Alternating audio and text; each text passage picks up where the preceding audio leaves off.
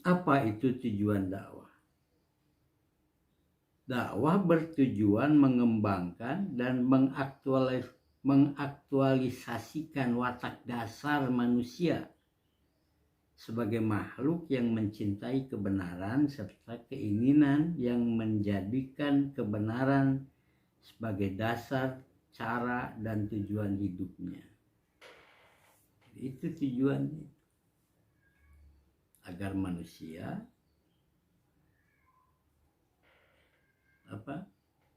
dapat mengaktualisasikan watak dasarnya.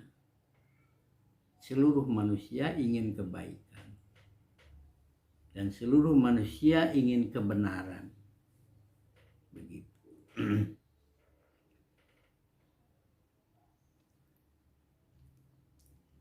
Menurut pendekatan teologis, dakwah mempunyai paling sedikit 3 tujuan utama.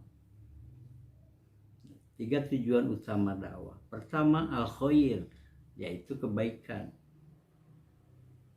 Dan kedua, al-ma'ruf, seringkali diartikan sebagai kebaikan juga, tapi nanti kita akan tahu bagaimana perbedaan konsep kebaikan dari al-khair dan al-ma'ruf. Dan yang ketiga, sabili rabbik, atau jalan Tuhan. Seperti ini dirangkum dari 2 ayat itu tadi. Tujuan dakwah itu adalah al-khair, al-ma'ruf, dan sabili rabbik. Yang keseluruhannya mempunyai konsep yang beririsan, yang sama, sebagai sesuatu yang menjadi harapan manusia. Al-khair, apa itu al-khair? Al-khair berarti kebaikan yang bersifat universal, yang berlaku untuk semua manusia di semua tempat dan waktu. Kita memperoleh pengertian ini dari Nurholis Majid dalam bukunya menjelaskan pengertian al-khair sebagai kebaikan yang asasi, yang fundamental, yang normatif, universal, serta tidak terpengaruh oleh ruang dan waktu. Jadi kebaikan yang bersifat universal, yang bersifat normatif, yang bersifat menyeluruh dan mendasar. Seluruh manusia di dunia ini, menginginkan itu semua dan konsepnya sama.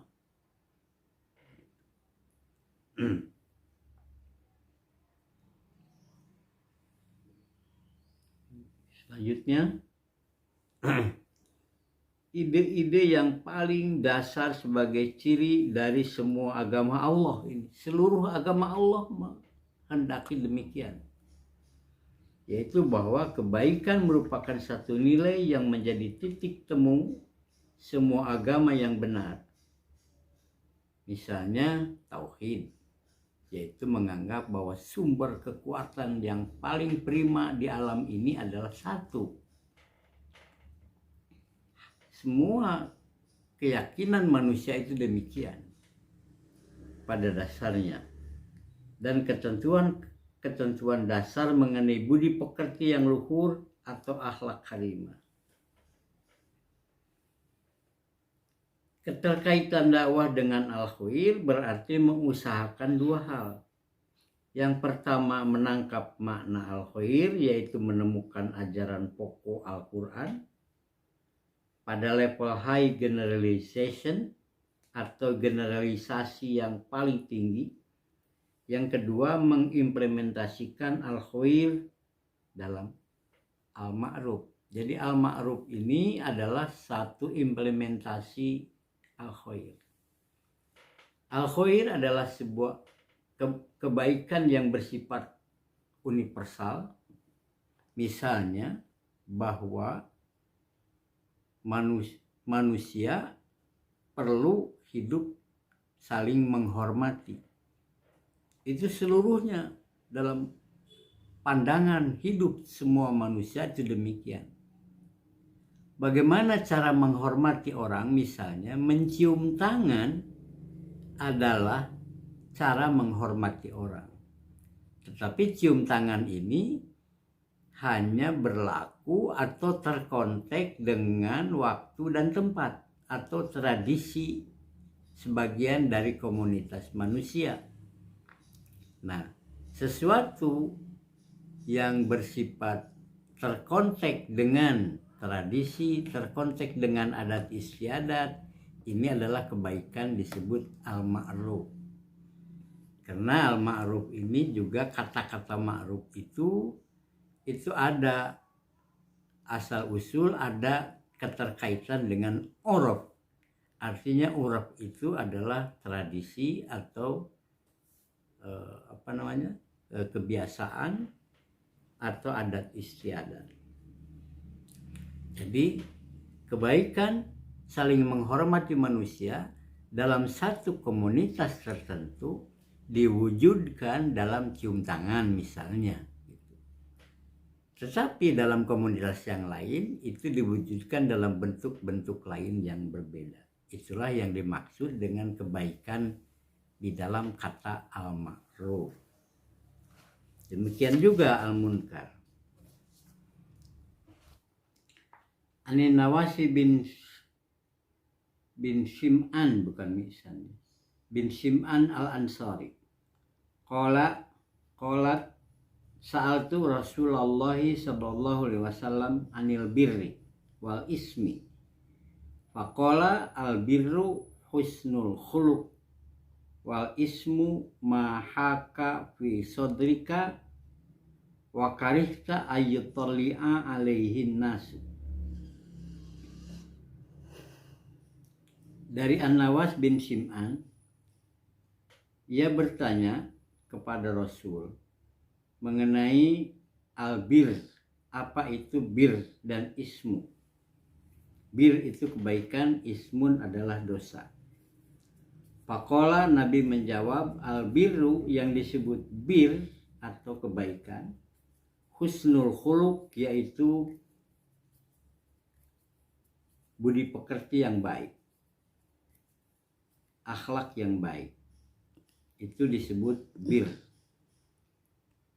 Wal ismu, sedangkan yang disebut dengan dosa adalah mahaka fi sadrika, yaitu sesuatu yang menyesakkan dada,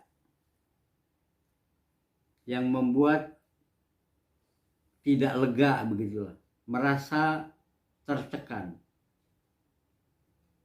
Wa karihta ayyutali'a alaihin nas, dan engkau tidak mau atau tidak suka hal tersebut diketahui oleh manusia. Sesuatu yang menyesakkan dada ketika dilakukan, membuat gundah gulana, membuat galau, atau membuat cemas.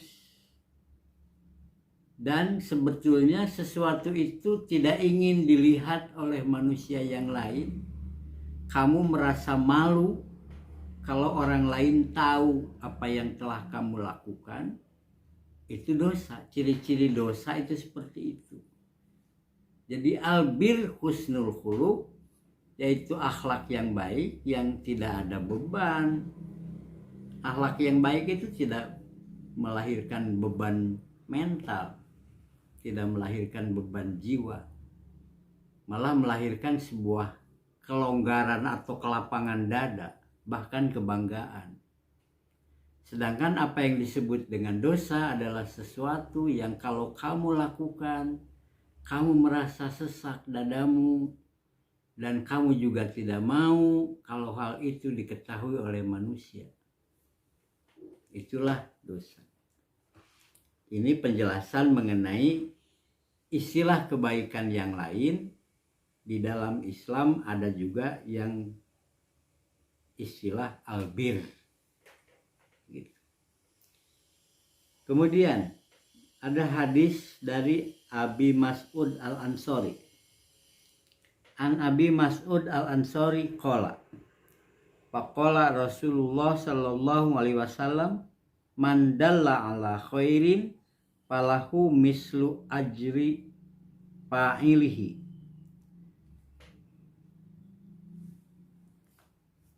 Man dalla ala khairin, barang siapa yang menunjukkan orang lain pada satu kebaikan atau menunjukkan dirinya sendiri. Ini seringkali juga kita ada salah kaprah ya. Selalu berbicara arah dari dakwah ini orang lain, ada da'a, mad'u. Padahal yang disebut mad'u itu adalah diri kita sendiri juga mad'u atas dakwah kita sendiri. Barang siapa yang menunjukkan kepada kebaikan, maka dia yang menunjukkan itu akan mendapat kebaikan seperti orang yang melakukannya. Lantaran seringkali orang yang menunjukkan pada kebaikan, dia belum melakukan hal tersebut, orang lain yang telah diberitahu telah melakukannya lebih dulu. Maka dia juga akan mendapat kebaikan yang sama seperti orang yang telah melakukan. Menunjukkan itu bernilai sama dengan melakukan. Kalau dia melakukan, kalau tidak melakukan, bahkan dia akan menjadi sebuah dosa. Kaburo maktan indallahi antakulu ma la taf'alun. Itu sebuah dosa besar orang yang hanya menunjukkan dia sendiri tidak melakukan. Kemudian ada hadis dari Abi Umamah. An Abi Umamah Al-Bahili. Tsumma qala Rasulullah sallallahu alaihi wasallam, innallaha wa malaikatahu wa ahlus samawat wal ardina hatta namlah fi juhriha wa tahut. Dalam sebuah pembicaraan selanjutnya Nabi berkata bahwa sesungguhnya Allah, para malaikat, semua makhluk yang ada di langit dan semua makhluk yang ada di bumi, sampai sebuah makhluk terkecil seperti semut di sini. Mungkin ada makhluk yang lebih kecil dari semut ya. Sampai mereka itu di sini dicontohkan semut di dalam lubangnya, dan ikan-ikan di laut seluruhnya itu mendoakan kepada seorang yang mengajarkan kebaikan kepada manusia. Jadi nilai mengajarkan, mengajak kebaikan itu sangat besar. Allah memberikan apresiasi yang sangat tinggi. Seluruh makhluk memberikan apresiasi yang sangat tinggi, dari malaikat sampai binatang-binatang kecil mendoakan orang yang mengajarkan kebaikan kepada manusia atau mempengaruhi kebaikan kepada manusia atau memprovokasi. Provokasi itu maknanya tidak selalu negatif ya, tetapi sebuah upaya agar orang lain bergerak, itu namanya provokasi. Lalu ada hadis dari Suhaib. An Suhaib qala Rasulullah sallallahu alaihi wasallam, ajaban li amril mu'min, inna amrahu kulluhu khairun walaysa dzakali ahadin illa lil mu'min, in asobathu sarra'u syakara fakana khairan lahu wa in asobathu darra sabara fakana khairan lahu. Dari Suhaib, an Suhaib qala telah berkata Suhaib, qala Rasulullah sallallahu alaihi wasallam, telah berkata Rasulullah sallallahu alaihi wasallam, ajaban li amril mu'min, amazing urusan orang mukmin itu. Apa amazing itu? menakjubkan ya. Orang mukmin itu sangat menakjubkan, kata Nabi. Seluruh amrohu, urusannya itu selalu berakhir baik. Kulhu khair. Tidak ada orang yang seperti itu selain orang mukmin. Orang mukmin itu apa saja nasibnya selalu berakhir baik. Ketika dia mendapatkan kebaikan atau tidak mendapatkan kesenangan, maka orang mukmin itu bersyukur. Dan apabila ia mendapatkan musibah, orang mukmin itu bersabar. Jadi baik dia dalam keadaan senang berakhir baik, dalam keadaan susah pun berakhir baik, karena dia punya sikap yang seimbang. Ketika dia mendapat kesenangan bersyukur, ketika mendapatkan cobaan, kemalangan atau musibah bersabar. Sehingga kegoncangan hidupnya itu tidak dahsyat. Ketika dia mengalami satu pengalaman yang berbeda antara kesenangan dan malang, antara kesukaan dan sedih, itu tidak goncang terlalu berat. Dia tetap seimbang. Karena ketika dia senang, dia bersyukur, tidak berlebih-lebihan, tidak menjadi sombong, tidak menjadi keterlaluan. Dan ketika dia mendapatkan pengalaman yang malang atau pengalaman yang menyedihkan, dia bersabar, tidak putus asa, tidak merusak atau tidak menghancurkan orang lain karena marah, tidak. Tapi dia bersabar. Jadi seimbang. Dia punya shock breaker atau peredam kejut di dalam hidupnya itu. Peredam kejutnya itu yaitu syukur dan sabar. Itulah kebaikan orang mukmin. Kebaikan seperti itu yang menjadi tujuan dari dakwah ini.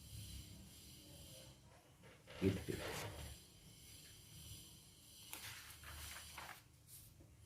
Baik, saya sedikit-sedikit aja. Silakan direspon. Mari kita akhiri dengan bacaan hamdalah. Sekali lagi saya amanatkan Anda baca buku secara cermat. Kemudian mari kita diskusikan dari hasil bacaan Anda. Terima kasih. Mari kita akhiri dengan Alhamdulillahirabbil alamin.